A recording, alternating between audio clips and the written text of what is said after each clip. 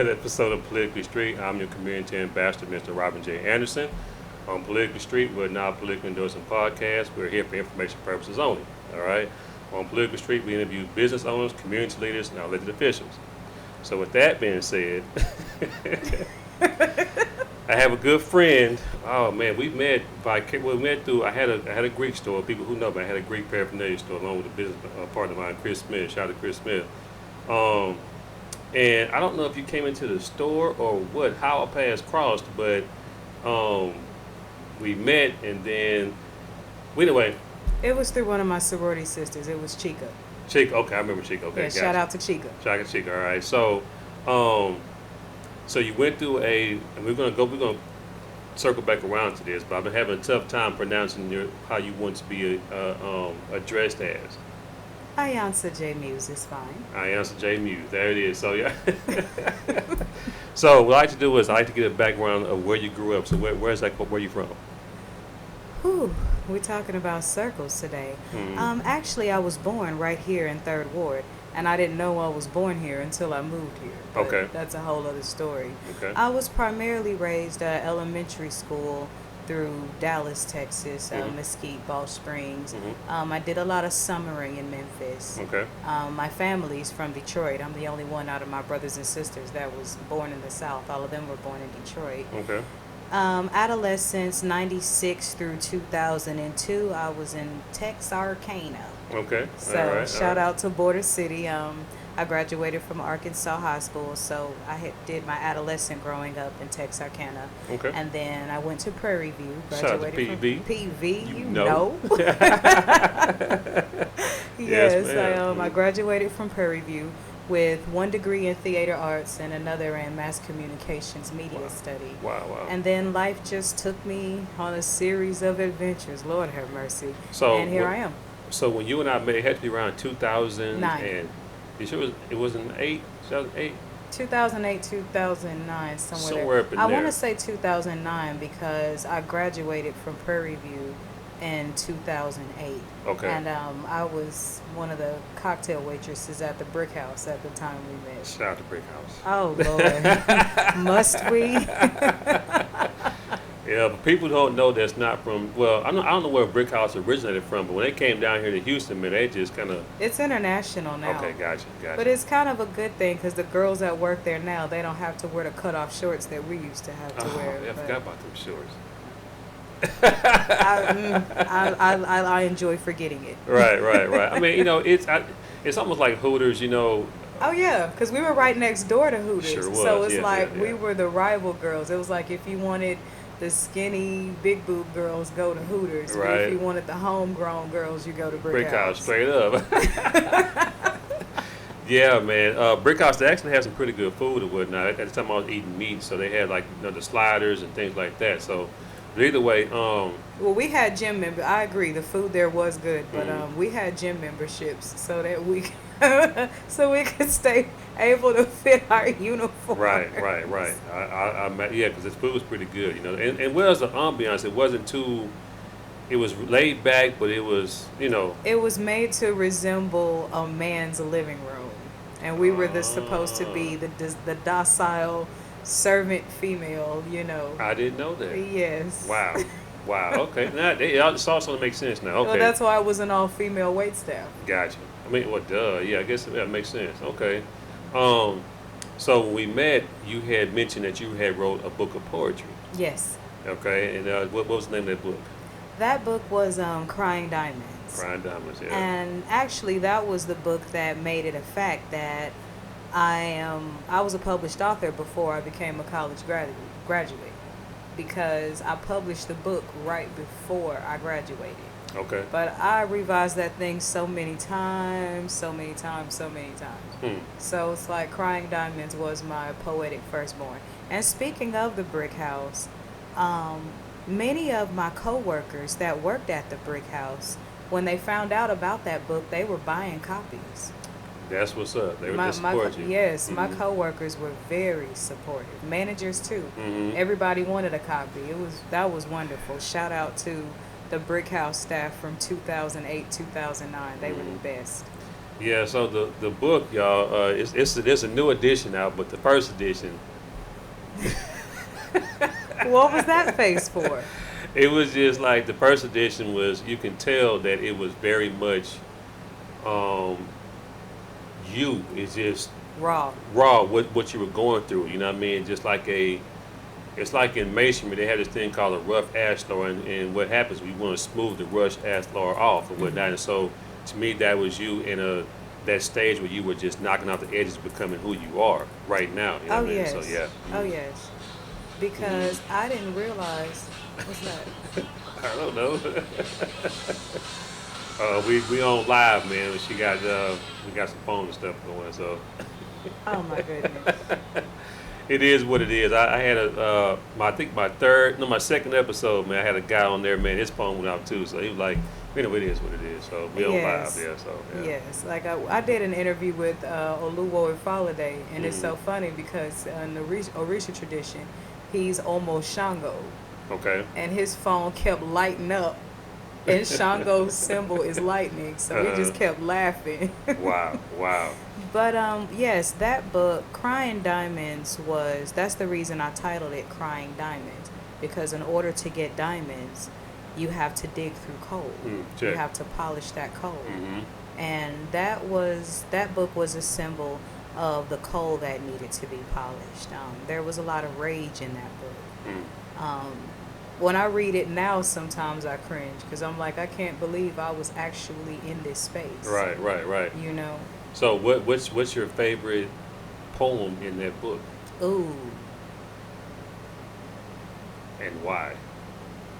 Mm, I liked Anonymous Letter Mm-hmm.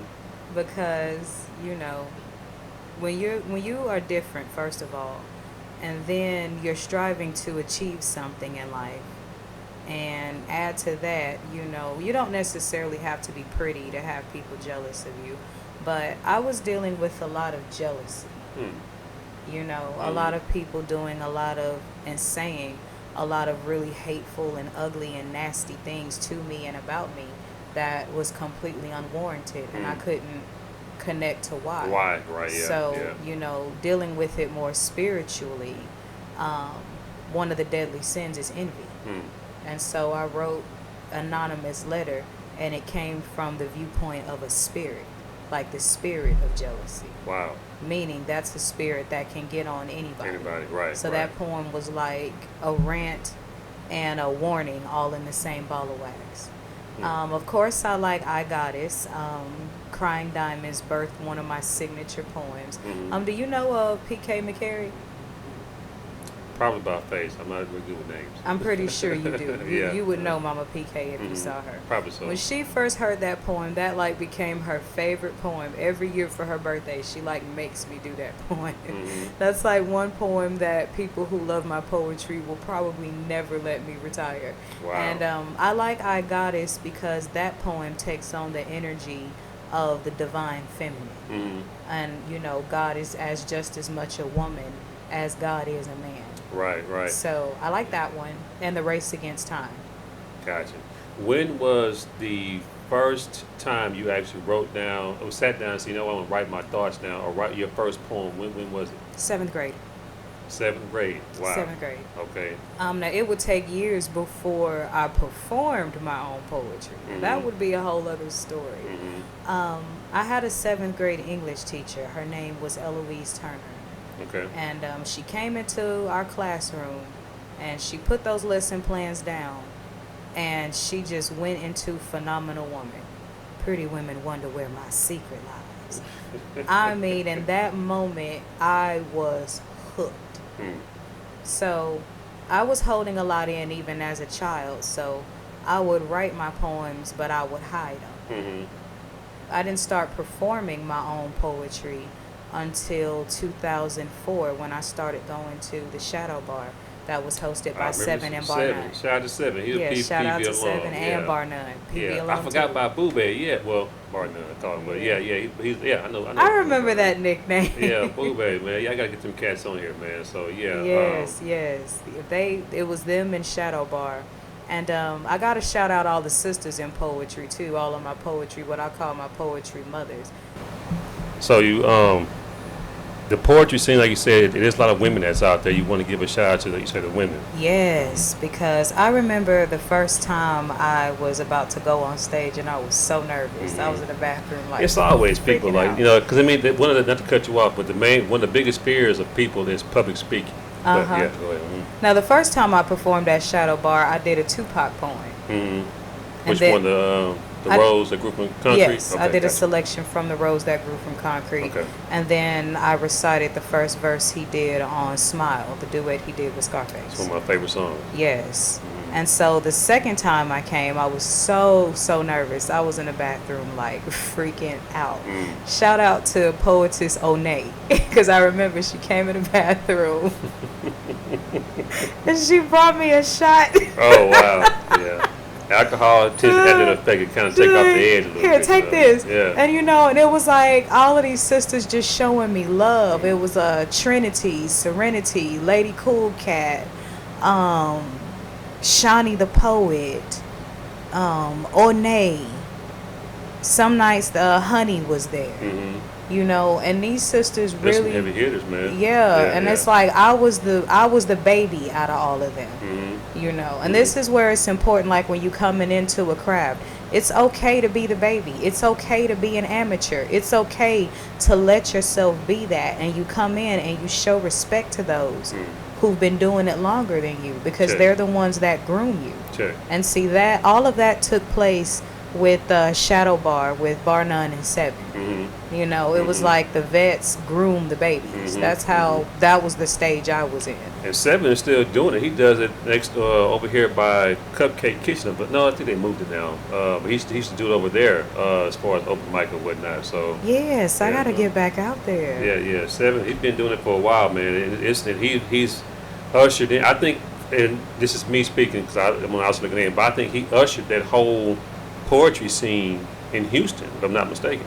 Had a huge hand in it. Absolutely. Gotcha. Now, I had heard of some places that went on before him, but I wasn't there for that. I was Yeah, just neither able was I. to hear that history. But as far as my personal history in the Houston poet scene, it all started with Shadow Bar. Yeah, that's the only person I knew. So yeah. It started with Shadow Bar, Bar 9 and 7. Gotcha. So after 2009, and you've cut your teeth at the Shadow Bar, where are you then? Where's life taking you? Oh my God. That's a loaded question. Well, spiritually, I was still on my ego trip. Okay. I was still expecting God to bless my plans. Mm. I was forcing myself to practice a religion that my heart didn't truly believe in. And that was really tough because my father was a deacon. But something about Christianity, well, it was a lot of somethings about that just weren't clicking. So that was like the undercurrent of everything that was going on in my life. And I kept hearing all of these things about being anointed and having a gift and all of this, and I pretended I didn't know what they were talking about. But let's just say life put me in a position where I had to embrace my gifts or else. Gotcha. You said something that you're going to ruffle a lot of feathers, because it's what it is. Christianity is a religious belief that a lot of our people are into. It is what it is, but Right. so, and in certain mindsets, there's a paradigm that's shifting, and a lot of people are starting to, I guess, quote unquote, question the validity of what it is. You know what I mean? And so that's how people get into different spiritual practices or whatnot. Right. So, Well, what didn't sit well with me, the main thing that didn't sit well with me with practicing the Christianic religion was knowing that it wasn't a religion that my ancestors chose willingly. My ancestors did not willingly choose Christianity. My ancestors gave Christianity the power it has right, today. check. You see what I'm saying? I got you. And it was just, a lot of this forgive, turn the other cheek, turn the other cheek. It's like, that it felt more like a grooming than a real. It was just too I much get what that you didn't mean. make. It was just too much Mm-hmm. that wasn't clicking and didn't make sense. And at the time, I didn't realize I was as connected to the divine as I was. Mm-hmm. You know. Mm-hmm. So that in itself was a challenge. And then, by way of a relationship I was in, was how I ended up in Third Ward, Mm-hmm. Learning about, they say when the student is ready, the teacher Teacher shows appeared. up. That's right, Well, right. there was a lot of cosmic, karmic energy, a lot of shattering, a lot of unlearning, family ostracism. All of that was happening in the same 2 years between 2010 and 2013. For me, was hell in a handbasket, Mm. hands down. And they always say, even in certain things, in certain capacities, but it's a lonely walk. Oh You yeah. know what I mean? So yeah, Oh I yeah. get it. Yeah. But I have to say, it was a shatter that I'm very thankful happened. Mm-hmm. Because while it was a very painful and hurtful time, a lot of illusions were shattered. Mm. And Now, when you say illusion, like, what do you mean? You well, you can speak freely on here. So because you just never know. It might help somebody. I don't know. You know what I mean? So yeah.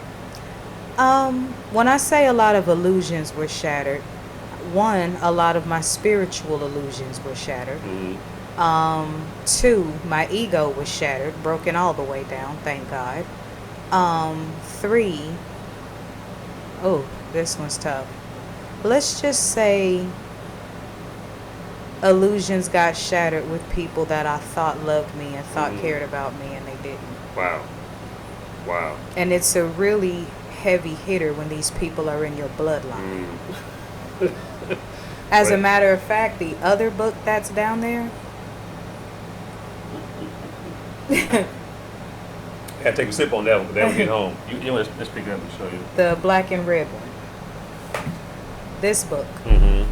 This book contains the hardest 40 pages I've ever written in my life. Unmasking the truth behind. I'm good. I'm good. Wow. Now, this is a collective book that features my sorority sister, Dr. J. Cole McGowan, and two members of Kappa Alpha Psi fraternity, Anun Walker and Kevin Trent. Okay. And we all tell our stories of our challenges with mental illness, what Mm. caused those challenges, and Mhm. how we triumphed. Because we're so good for saying, I'm good. good, I'm I'm good. good, Yep. I'm good. Are Mhm. you really? Mm-hmm. So my chapter in this book is called The Crossroads Where Blood Ties. Mm. Wow.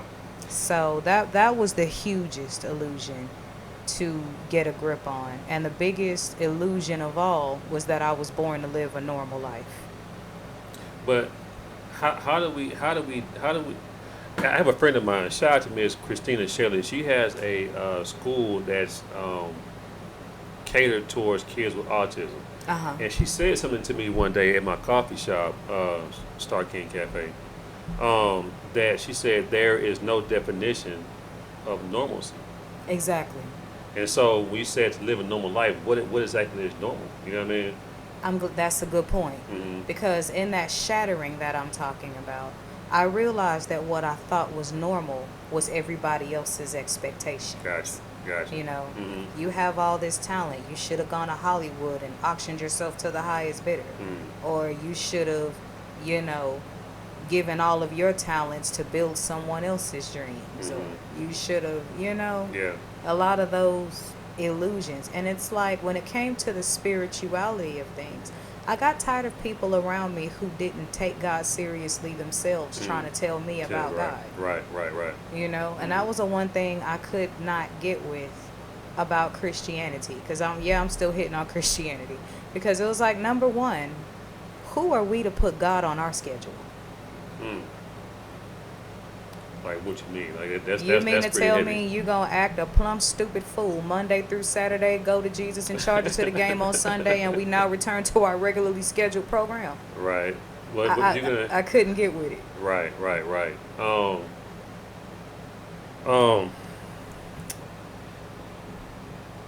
Christianity is definitely a interesting religion. Of course, most of the preachers preach about being, a one-day Christian. You cause all this hell and then come to church on Sunday to ask God for forgiveness. But no, nobody's perfect. I don't care what religion you're in. You're right. So but are there contradictions in the Bible? Yes, it is. Of But course. in my opinion, I think there's still some truth in the lie. You know what I mean? Absolutely. So but Well, about that contradiction, if you don't mind me yeah, cutting go in. ahead, go ahead. People say, the Bible contradicts itself all the time. 66 different authors would. Mm. Because, see, the Bible is a handheld library. There is no one author. Mm-hmm. The Bible is a compilation like that book I just put down. Right. Now, we all have our different perspectives. It's a book of the prophets. The Bible is a book of the dead. The Bible wow. is an ancestor book. Wow. It's an ancestral prophet book. Mhm. Like, a lot of people get upset with me when they're like, when I say, the Bible is not the word of God. The Bible is the word of the 66 prophets that wrote it. Check. Wow. Now when you Wow. look at it from there, then you can use it as a learning tool without feeling so controlled and condemned. Because anything written by a human hand has a human agenda. Wow, that's powerful. Powerful. You touched on something about ego, and in certain aspects, ego can be frowned upon. But ego, it has to be utilized sometime because it can get you in certain situations. It is Oh, what yes. it is. You know what Oh, I mean? yes. Good and not so good. I think ego and confidence kind of run similar, but you know what I mean. So it's kind of you got to figure out which one is which sometimes. Am I being confident, or just is my ego talking? You know what I mean? And so. Well, this is what I love about being a part and being a priestess in the Ifa or Risha faith. We learn about balance and accountability Okay. and striving for iwapele or good character. Okay. Because, of course, none of us are perfect. As long as we're in these human meat suits, we're going to make mistakes. Not the meat suit, huh? Yeah, the human meat suit. It is what it is. And with the Ifa tradition, Ifa Orisha tradition, we don't have a devil to blame. We have a By reflection to ourselves. be accountable for.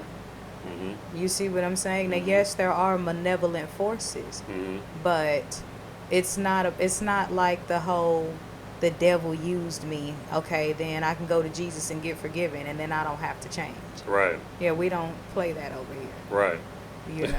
So that's kind of the difference.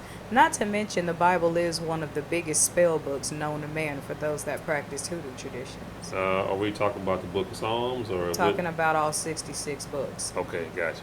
Okay. Because it's a lot of ritualistic stuff in the book of Leviticus. Okay. But Yeah. see, I think, and no disrespect, but I must have been to lots and lots, countless church programs. I can only remember 4 pastors that I believe were truly anointed. 4 out of dozens. Few are called, few are chosen. Yes. Yes, most definitely. Most definitely. Wow. It's interesting you said that because I was a deacon in the church before, and a couple times, and this is my personal opinion. I mean, Speak I'm freely. not trying to. Yeah, I'm just putting a disclaimer out there. But for when people say that they don't practice any kind of ritualistic things, like, well, hey, but what are you doing when you eat this cracker That represents flesh. and then drink the wine of my blood in remembrance of? I'm like, that's a ritual. You know what I mean? And so, or I didn't know that they talked about stones in the Bible, certain crystals and things like that in the Old Yes, Testament. it's all in there. It's all in there, but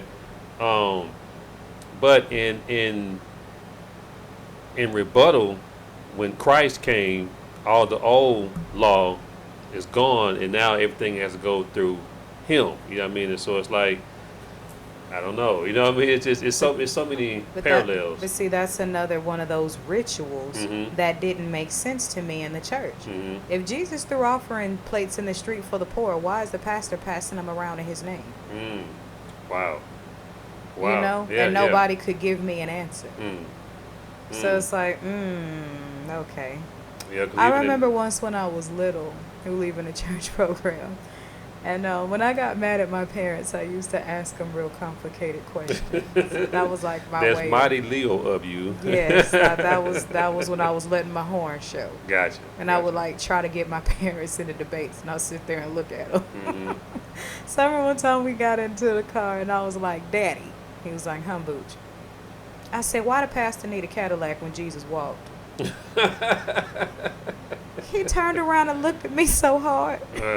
And he looked at my mom. My mama said, "No, you told me to make sure your daughter reads. She read. Deal with your child. What you want for dinner? Wow. Don't put me in it." Nope. Wow. And so I had always had this peeking behind the curtain thing, and I would say that's my father's fault. Eat by Shay libation to the ancestor, my father. But it was his fault, because when we were in that church, he was the one talking about Enoch and Hannibal and talking about history. That was his fault. You know, so Enoch is a Bible that's not. I mean, it's a book that's not in the Bible, but it's still out there. Exactly. And that was one of the things that was really on my mind heavy, was like, if this Bible is the Word of God, why are there books missing? And why does it need so many revisions? Because, see, when you study God in nature, and that's like the essence of Ifa Orisha, the truth is right in front of your face. It's God in nature. It's all around. The truth is fire is hot. You ain't got to believe it. Stick your hand in that candle and see what happens. Right. You're right. You don't have to believe water is wet. Go jump in it. Right. Speaking of revision, and we're going to get out of here because we can talk forever, man. Because it's you have a radio station.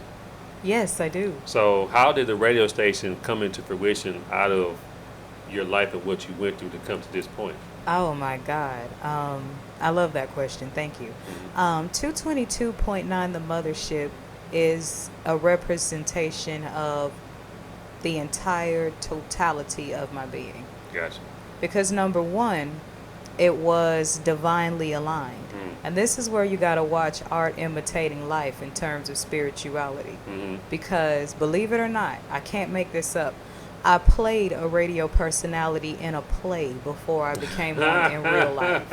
It was a sophomore project, a requirement to graduate out of the sophomore program at Prairie Theater program. It was under the direction of Celie Turner. I still remember my classmate partner was Romaine Anderson. Shout out to Romaine Anderson. We might be cousins, Romaine. No? My character's name was Lavender Storm. Okay, wow. Lavender. Symbolic of Oya. Too funny. I didn't even know who Oya was then. And that fall, I ended up becoming a radio personality. At PV? At Prairie View. Gotcha, okay. I had a show called The Bamboo Lounge. Gotcha. I started out arranging CDs in the music library in alphabetical order. This sounds so familiar. Right, paying dues. And so, you know, I grew up on old school music because I was born to older parents. My parents were in their 40s when I was born. Oh, wow. So okay. I was raised on all the old stuff. Gotcha. And so I would just go in there and start spinning that. And so I was at KPVU for about 6 years. And then I did guest shows at KTSU, did a little bit of work at KPFT, worked a couple of online radio stations, just getting that training in between all the other craziness that was happening in my life. Music was what has always kept me grounded. Music is so therapeutic, man. But anyway, Yes. go on. Keep And going. full of messages. Right, that's right. And then I ended up on the other side of the radio interview microphone when I began my work as a psychic, and then got initiated 3 years later as a priestess of Oya. So 222.9 The Mothership runs 7 different music rotations in planetary alignment. So it's like combining the mysticism with the natural genius of black music, the natural spirituality of Mays and Frankie Beverly, and Earth, Wind, and Fire, and you know, all of those people of that time that really put spirit and soul and message into music. So 222.9 The Mothership combines all of it. Mystics, old school. It's funny how we were talking about Christianity and in church, because on Sundays on The Mothership will very soon feature Bible commentaries and things like that, so that we can build bridges between our spiritualities and faiths instead of, you know, cutting it down. We can shave away the lies and keep the truths. Gotcha. Yes. Right. So you say on Sundays. Sundays you're gonna be do what now? I'm sorry.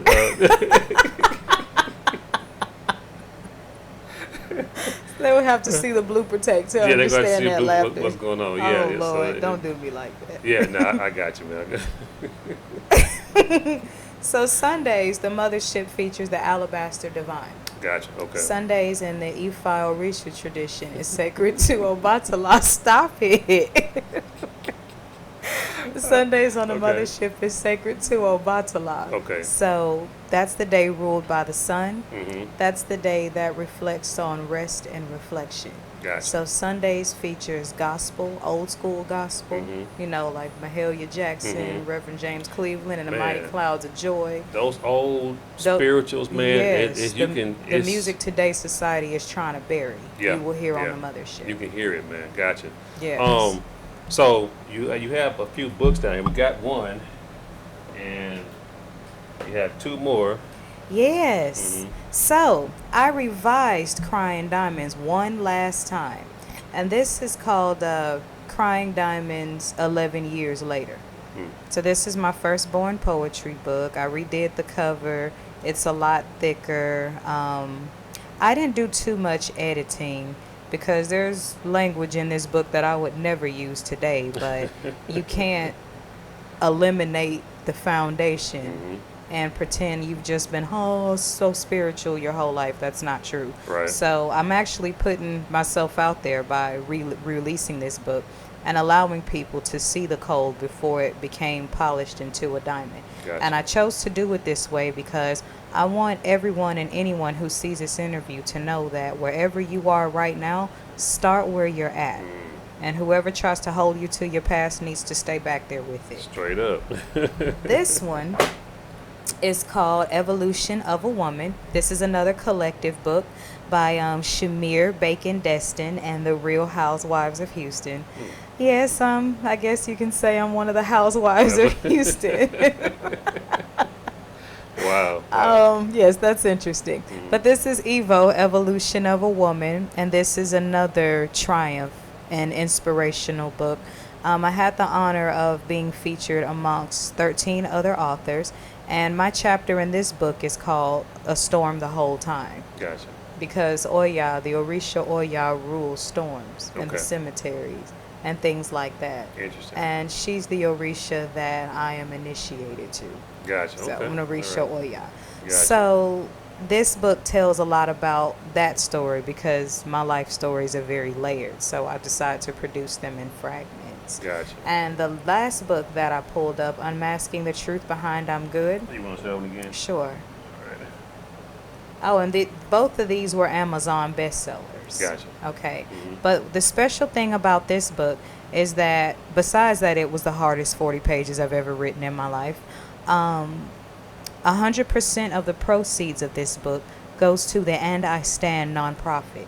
And Okay. it's a nonprofit organization that my sorority sister put together, Okay. Dr. J. Cole McCowan. Okay. And it's to assist people of color in dealing with mental health so we don't have to pretend we're good when we're not. Gotcha. All right. All right. So, And what is- also shout out to the other Leo. Yeah, Stephanie, we gotta get you on here, man. I've been Shout out reaching to you. Stephanie Coleman of Yeah, Trey Trey Magazine. Magazine, yeah. If everyone that doesn't have this magazine in their life needs to make that happen. I agree. Because I've been a part of her journalism journey as well.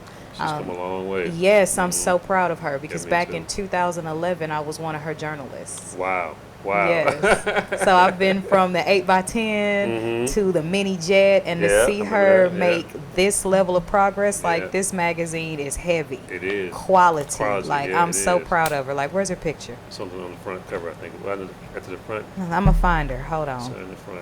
I'ma find her. Right. I think I just. You know us Leos like the spotlight too. Where her spotlight at? Uh-oh. There she we go. is. There we go. Yeah, put that in the camera. Put on that camera right there. That's yeah. Stephanie. Shout out to Stephanie Coleman. Shout out to Stephanie Coleman, another fellow Leo. You know, it is Leo season still. All right. So her birthday came first, mine second, you Mhm. third. So this is a Lion's Den production. There you go. There you go. So where can people find you? And if you got any kind of social media hooks and anything like that, where can they find you? I'm going to make it simple, and I'm just going to drop one link tree. Okay. www.linktree. You know how you got to put the dot between the TR and the EE. Okay. And it's /poetically muse. Okay. But you put 3 I's where the I goes in poetically. So I'll write it down for you. Okay. Yeah. POETIIICALLYMUSCD.